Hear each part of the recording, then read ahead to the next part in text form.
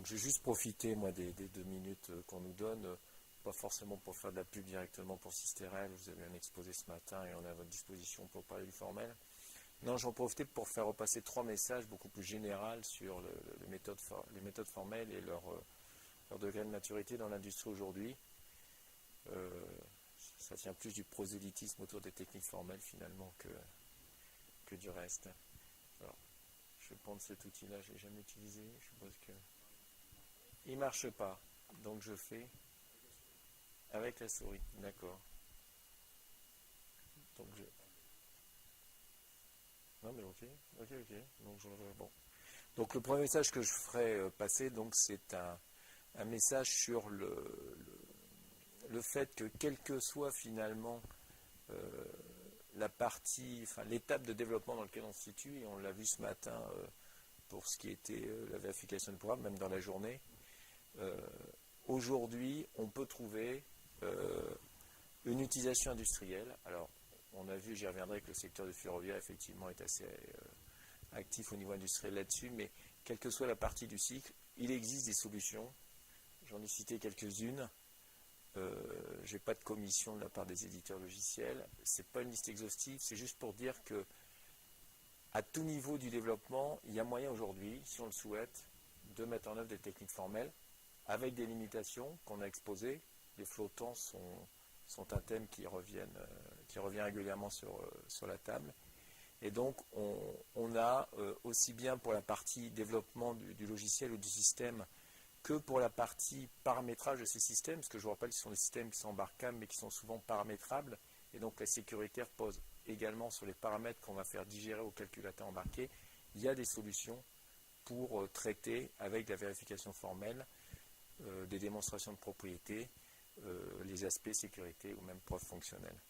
Donc c'était le premier message, c'est qu'aujourd'hui, quelle que soit l'activité du cycle, il y a moyen de trouver des solutions industrielles avec un degré de maturité sur lequel on pourra rediscuter.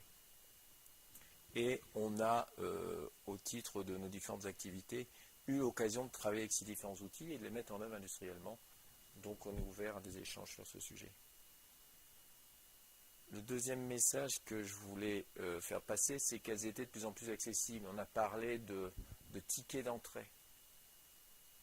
Avant, on estimait que si on n'avait pas une équipe d'experts chez l'industriel, avec, on est toujours caricaturalement à parler de bac plus 12 ou autre, on n'avait pas à mettre en œuvre cette technique-là. C'était vrai il y a 20 ans, c'est-à-dire que leur degré de maturité imposait effectivement d'avoir en interne, c'était le cas typiquement chez les acteurs comme Siemens ou Alstom, des gens qui avaient un background suffisamment costaud pour finalement traiter en temps réel et défricher ce que l'industrie imposait pour la mise en œuvre de ces techniques.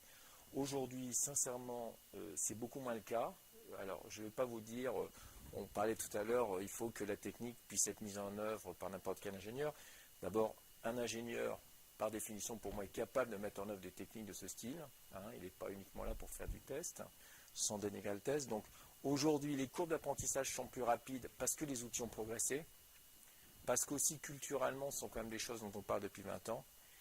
Les outils en termes de prouveurs ont aussi beaucoup progressé. On parlait tout à l'heure de taux de preuve automatique, par exemple en B à 95%. Il y a aussi des techniques de vérification a posteriori sur lesquelles il y a eu beaucoup de progrès, c'est-à-dire qu'il y avait des explosions combinatoires qui empêchaient d'aborder des sujets qui étaient finalement relativement simples pour l'industrie. Aujourd'hui, on peut les aborder. Et avec en plus des derniers aspects, c'est l'interactivité qu'on peut avoir, et c'est l'intérêt de certaines solutions, à savoir, on en parlait dans Framasso ou dans d'autres approches, la possibilité d'avoir des contre-exemples ou d'avoir plus d'interactivité sur la preuve, donc de ne pas se retrouver avec une formule mathématique dont on a du mal d'un côté à raccrocher son contenu à une signification fonctionnelle et qu'on a aussi du mal à traiter mathématiquement. Donc c'était mon deuxième message, c'était que aujourd'hui le deuxième point c'est il existe des solutions industrielles, elles sont de plus en plus accessibles. Le dernier point que je mettrai, j'ai peur avec cette série, le dernier point que je mettrai en avant, c'est qu'elles sont supportées industriellement. J'entends par là que il y a un écosystème qui s'est créé petit à petit autour de ces techniques-là, qui regroupe d'ailleurs et qui fait intervenir beaucoup de gens, Et donc typiquement, aujourd'hui, il y a un ensemble d'acteurs sur le marché capables d'accompagner les industriels qui veulent se lancer, que ce soit dans le domaine ferroviaire, aéronautique, sécurité des systèmes d'information, énergie ou autre. À titre informatif, parce qu'il faut quand même prêcher un peu pour sa paroi, puisque c'est l'objet quand même des 2 minutes, on a en interne un centre d'expertise qui regroupe un peu plus de 20 ingénieurs. Pour avoir 20 ingénieurs qui travaillent sur ces jeux-là, ça veut dire que le marché existe. Et le marché existe, comme j'ai mis en dessous, nous ne sommes pas les seuls. Thierry qui est ici pourrait me confirmer le fait qu'on a des compétiteurs qui nous obligent d'ailleurs à innover tout le temps. Je vous parlais de recul sur ces technologies. On a plus de 20 ans de recul sur ces technologies-là. Donc il y a un certain nombre de sujets qui ont été mis sur la table et qu'on sait aborder aujourd'hui, qu'on sait au sens large du terme. Et en termes de retour d'expérience, on ne parle pas uniquement de programmation de la fameuse machine à café ou de l'ascenseur, on parle de vrais projets industriels qui ont mis en œuvre des équipes industrielles, qui sont organisées pour répondre à des exigences industrielles et des normes. Et donc, en cumul, je me suis amusé à faire le calcul, on dépasse le siècle. Je tenais à mettre le chiffre parce que ça montre que l'expérience et le service existent sur le marché. On dépasse un siècle cumulé de développement formel pour l'industrie. Donc, donc je bouclerai juste mes 2 minutes sur aujourd'hui, j'aurais pu mettre prouver d'ailleurs, prouver un peu plus ou formaliser un peu plus pour gaspiller moins. Je pense qu'aujourd'hui, pour travailler avec un certain nombre d'acteurs industriels, je pense qu'on gagnerait à être beaucoup plus précis et approfondir le besoin au départ, les spécifications, plutôt que itérer, ce qui coûte extrêmement cher, surtout dans les développements industriels critiques, itérer sur les parties aval du cycle. Ok, merci.